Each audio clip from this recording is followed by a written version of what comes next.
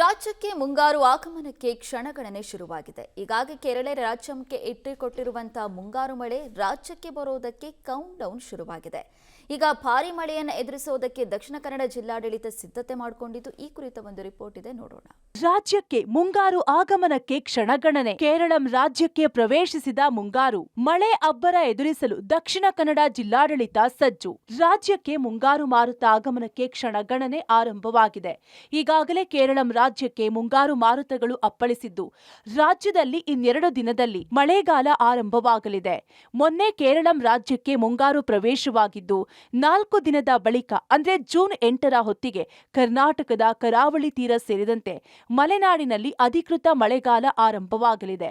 ಈ ಹಿನ್ನೆಲೆ ಸಂಭವನೀಯ ಕೃತಕ ನೆರೆ, ಪ್ರವಾಹ ಸೇರಿದಂತೆ ಪ್ರಾಕೃತಿಕ ವಿಕೋಪದ ಪರಿಸ್ಥಿತಿಗಳನ್ನು ಎದುರಿಸಲು ದಕ್ಷಿಣ ಕನ್ನಡ ಜಿಲ್ಲಾಡಳಿತ ಸಕಲ ಸಿದ್ಧತೆ ನಡೆಸಿದೆ.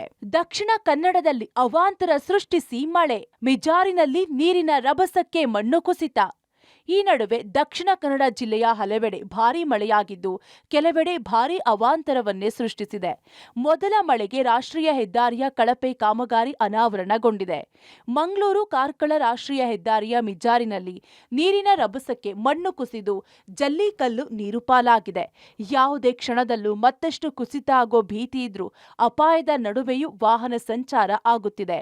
ಮೊದಲ ಮಳೆಯನ್ನೇ ತಡೆದುಕೊಳ್ಳದ ಕಾಮಗಾರಿಯ ಗುಣಮಟ್ಟ ಹೇಗಿರಬಹುದೆಂದು ಜನ ಡಿಬಿಎಲ್ ಕಂಪನಿಯ ವಿರುದ್ಧ ಆಕ್ರೋಶ ವ್ಯಕ್ತಪಡಿಸಿದ್ದಾರೆ. ಕೇರಳಂನಲ್ಲಿ ಮಳೆ ಅಬ್ಬರ, ಕುಸಿದ ಶಾಲಾ ಕಾಂಪೌಂಡ್. ಇತ್ತ ಕೇರಳಂ ರಾಜ್ಯದಲ್ಲಿ ಸುರಿದ ಭಾರೀ ಮಳೆಗೆ ಕಾಸರಗೋಡಿನ ಯುಬಿಎಂಸಿಯ ಶಾಲೆಯ ಆವರಣದ ಗೋಡೆ ಕುಸಿದು ಬಿದ್ದಿದ್ದು, ಯಾವುದೇ ಅನಾಹುತ ಸಂಭವಿಸಿಲ್ಲ.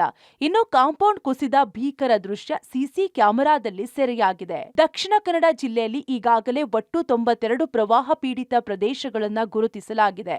ಬೆಳ್ತಂಗಡಿಯಲ್ಲಿ ಗರಿಷ್ಠ 32 ಹಾಗೂ ಉಳ್ಳಾಲದಲ್ಲಿ ಕನಿಷ್ಠ 3 ಸಂಭವನೀಯ ಪ್ರವಾಹ ಪೀಡಿತ ಪ್ರದೇಶಗಳನ್ನು ಗುರುತಿಸಲಾಗಿದೆ.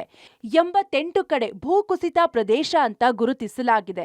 ಇದು ಕೂಡ ಬೆಳ್ತಂಗಡಿಯಲ್ಲಿ ಗರಿಷ್ಠ 35 ಹಾಗೂ ಪುತ್ತೂರಿನಲ್ಲಿ ಕನಿಷ್ಠ 3 ಕಡೆ ಭೂಕುಸಿತ ಪ್ರದೇಶಗಳನ್ನು ಗುರುತಿಸಲಾಗಿದೆ. ದಕ್ಷಿಣ ಕನ್ನಡ ಜಿಲ್ಲೆಯಲ್ಲಿ ಒಟ್ಟು 115 ಕಾಳಜಿ ಕೇಂದ್ರಗಳನ್ನು ಗುರುತಿಸಲಾಗಿದೆ. ಅಧಿಕಾರಿಗಳು ಸರ್ವ ಸನ್ನದ್ಧ ಸ್ಥಿತಿಯಲ್ಲಿ ಇರಬೇಕೆಂದು ಜಿಲ್ಲಾಧಿಕಾರಿ ದರ್ಶನ್ ಎಚ್ವಿ ಅಧಿಕಾರಿಗಳಿಗೆ ಸೂಚನೆ ನೀಡಿದ್ದಾರೆ.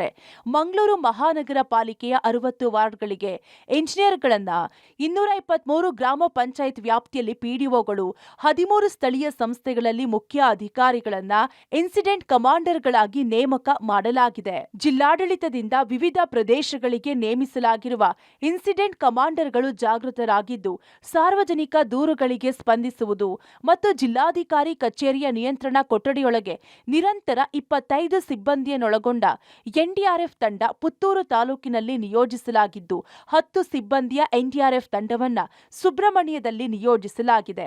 ತುರ್ತು ಸಂದರ್ಭದಲ್ಲಿ ಕಾರ್ಯನಿರ್ವಹಿಸಲು 28 ಬೋಟ್ ಕಟ್ಟರ್, ಲೈಫ್ ಜಾಕೆಟ್, ಜೀವ ರಕ್ಷಕರು, ಜೆಸಿಬಿ ಯಂತ್ರ, ಟಿಪ್ಪರ್, ಕ್ರೇನ್ಗಳನ್ನು ಸಿದ್ಧಗೊಳಿಸಲಾಗಿದೆ. ಪ್ರವಾಹ ಪೀಡಿತ ಪ್ರದೇಶ ಅಂತ ನಾವಂದ್ರೆ ಆ ಪ್ರದೇಶ 1 ಗ್ರಾಮನಾದ್ರೂ ಆಗಿರ್ಬೋದು, 1 ಪಂಚಾಯತಿನಾದ್ರೂ ಆಗಿರ್ಬೋದು, ಆ ರೀತಿ ನೋಡಿ 92 ಪ್ರದೇಶಗಳನ್ನ ನಾವು ಇವಾಗಲೇ ಮಾಡಿದೀವಿ. ಹೈಯೆಸ್ಟ್ ಇರುವಂತದ್ದು ಬೆಳ್ತಂಗಡಿಯಲ್ಲಿ 32, ಉಳ್ಳಾಲದಲ್ಲಿ 3 ಕಡೆ ನಾವು ಪ್ರವಾಹ ಪೀಡಿತ ಪ್ರದೇಶ ಅಂತ ನಿಗದಿ ಮಾಡಿದ್ದೀವಿ. ನಮಗೆ ಅನಿಸಿರುವಂತ ಒಂದು ಇದು ನಮ್ಮ ಜಿಯೋಲಾಜಿಕಲ್ ರಿಪೋರ್ಟ್ ಮತ್ತೆ ಇಂಜಿನಿಯರ್ಸ್ ರಿಪೋರ್ಟ್ ವತಿಯಿಂದ 88 ಕಡೆ ಭೂಕುಸಿತ ಸಂಭವನೀಯ ಪ್ರದೇಶ ಅಂತ.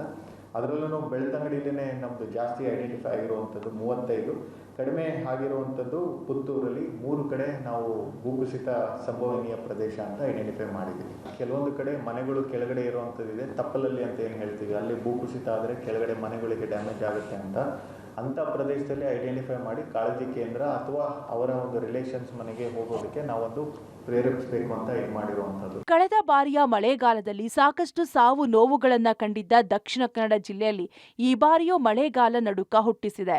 ಒಟ್ಟಿನಲ್ಲಿ ಉತ್ತಮ ಮಳೆಯಾಗಲಿ, ಆದರೆ ಜನರ ಬದುಕಲ್ಲಿ ಕಾರ್ಮೋಡ ಆವರಿಸದಿರಲಿ ಅನ್ನೋದೇ ನಮ್ಮ ಆಶಯ. Sukhpal Polali, public TV, Mangaluru.